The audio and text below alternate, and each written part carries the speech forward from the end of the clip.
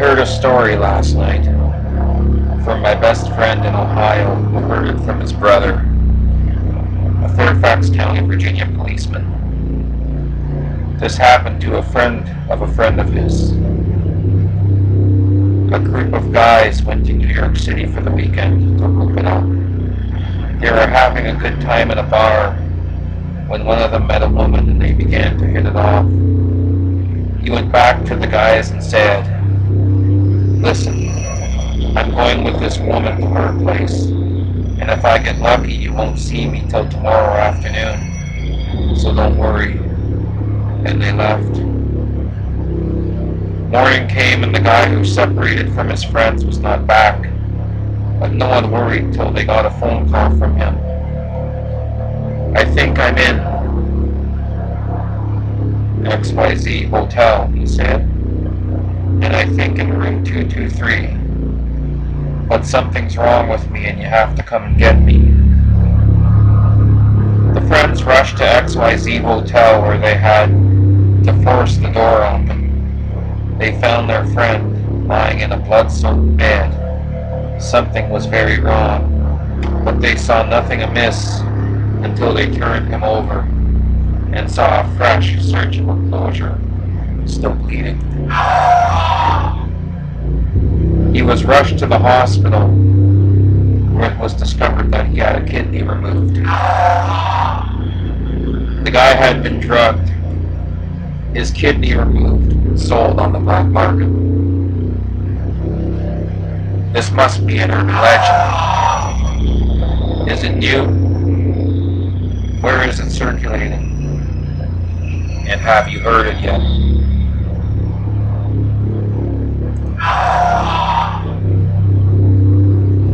This came to me from my cousin in Arlington, Texas, who heard it from a mutual friend of ours in Bermuda Dunes, California. She told me this January this year, in 1994 actually, shortly before coming to visit me in New Orleans. Our friend in California was seriously warning her to be careful on the trip. Recently, two couples from California went to New Orleans on vacation. One night they were walking back to their hotel in the French Quarter. One man was lagging behind, and when they got to the hotel, he was not with them. He didn't return that night, and the following day they reported his disappearance to the police. They returned to California about 2 days later without any word from the missing man. The police had no clue as to his whereabouts. Several days, or a few weeks later, I don't remember which, the wife of the missing man received a phone call from him, and when she asked what all the noise in the background was, he replied that he was calling from a payphone in New Orleans. He wanted to know why they had gone off and left him. He said he had found himself wandering in the French Quarter a little disoriented and with a big scar on his stomach. After he returned home, he went to the doctor and discovered that he had been drugged and one of his kidneys had been removed for sale to a body parts group.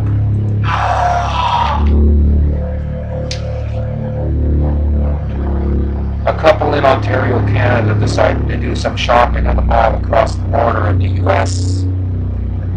They split up and decided they would meet in the parking lot at their car at a specified time.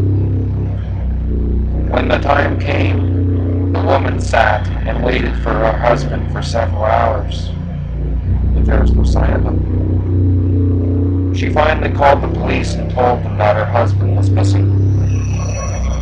The police took down the information and looked around, but told her that there was really nothing more that they could do at that time. The woman continued to wait and finally saw a man stumble from behind the mall and collapse. She rushed over to find her husband was the man, and she struggled to get him into the car. All he had said to her was to drive her over the border to the closest hospital.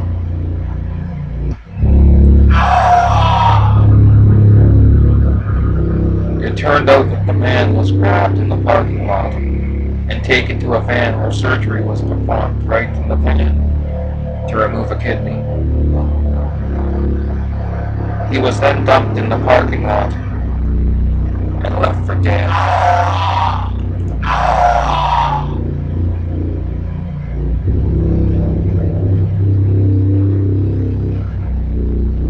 This is not a joke. This was sent to our office by one of the partners in our firm. Dear friends, I wish to warn you about a new crime ring that is targeting business travelers. This ring is well organized, well funded, has very skilled personnel, and is currently in most major cities and recently very active in New Orleans.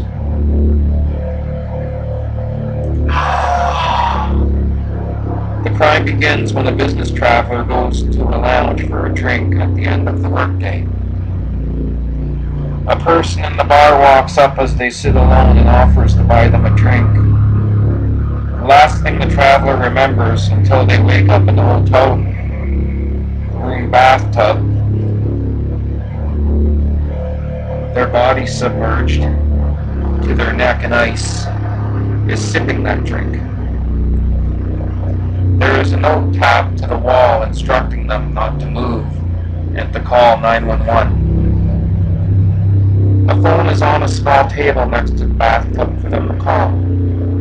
The business traveler calls 911, who have become quite familiar with this crime.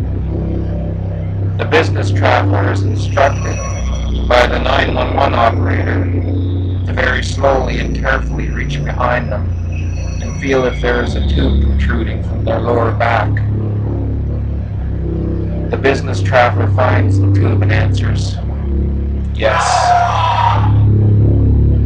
The 911 operator tells them to remain still, having already sent paramedics to help. The operator knows that both the business traveler's kidneys have been harvested.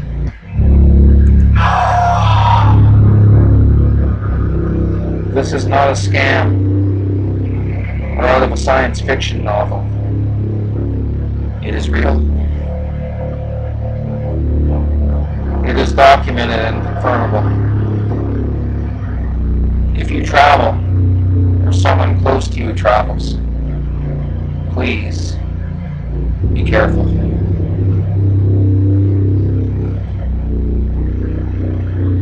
This has been forwarded a lot of times to many different people all over Australia. Please continue to forward this to whoever you can to raise awareness that such horrific and intolerable things actually do occur in the world in which we live. You are never safe in society. Never take anything for granted. Medical alert. Now this is weird. This is a true story. It has been confirmed. The medical center phone number at the end of this story, here it is deleted, is real. This guy went out on Saturday night a few weeks ago to a party. He was having a good time and they had a couple of beers, and some girl seemed to like him and invited him to go to another party. He quickly agreed and decided to go along with her. She took him to a party in some apartment and they continued to drink, and he even got involved with some drugs. Unknown what the drugs were. The next thing he knew, he woke up completely naked in a bathtub filled with ice. He was still feeling the effects of the drugs, but looked around to see he was alone. He looked down at his chest, which had call 000 or you'll die written on it with lipstick. He saw a phone was on a stand next to the bathtub, so he picked it up and dialed. He explained to the 000 operator what the situation was, and that he didn't know where he was, what he took, or why he was really calling. She advised him to get out of the tub. He did, and he appeared normal. So she told him to check his back. He did. He found two 20-centimeter slits on his lower back. She told him to get back into the tub immediately, and they sent a rescue team over. Apparently, after being examined, he found out more of what had happened. His kidneys were stolen. They are worth $10,000 each in the black market. The second party was a sham. The people involved had to be at least medical students, and it was not just recreational drugs he was given. Regardless, he is currently in the hospital on a life support, waiting for a spare kidney. The University of Sydney, in conjunction with the Royal Prince Alfred Hospital, is conducting tissue research to match the victim with the donor.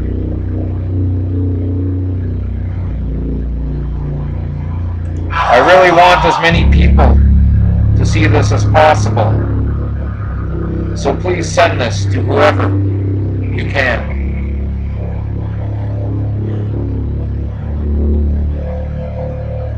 Felicia S. Strobert sent me the initial version above, the very first copy that I received of this quickly spreading legend, in a letter written from her home in Stone Mountain, Georgia, dated March 8, 1991.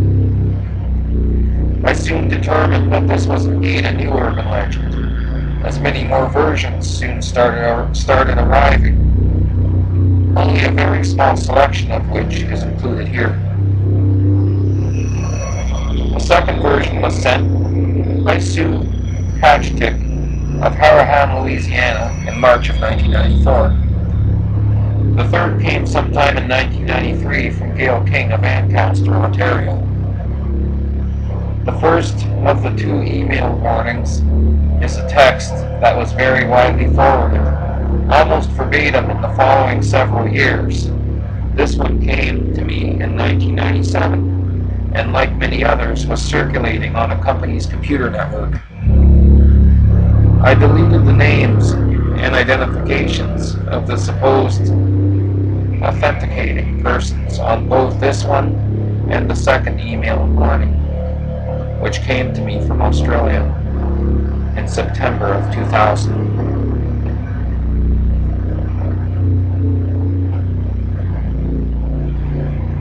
Are these true? Only you can be the judge. I'll leave you with one last one. Something to think about.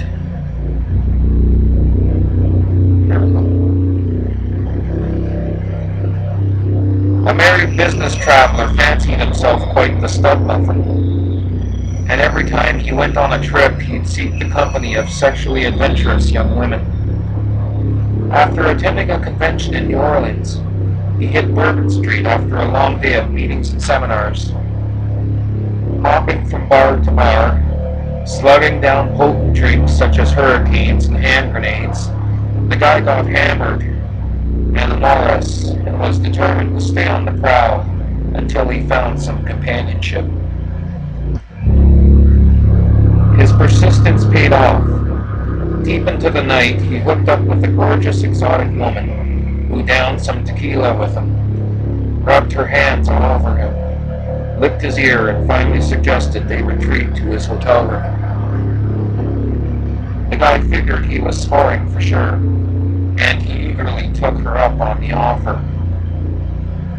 They raced out of the bar and dashed for his hotel, where they proceeded to make out in the elevator like a couple of teenagers on prom night.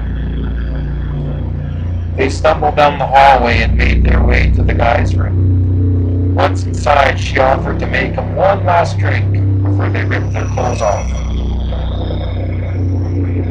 That's the last thing he remembered. The next morning, he woke up in the bathtub, submerged in ice, freezing to death. A telephone had been placed on a small table next to the tub, and there was a note taped to the wall telling him to call 911 when he awoke. Still dazed, his head pounding and his body aching, the guy managed to pick up the phone. He started to explain what happened, but apparently the operator had heard this story before, because she cut him off and instructed him to slowly, carefully reach behind him to feel if there was a tube protruding from his lower back. To his horror, the man discovered such a tube. But what did it mean? Stay still, the 911 operator told him in a calm, forceful voice. Paramedics are already on their way. One of your kidneys has been stolen.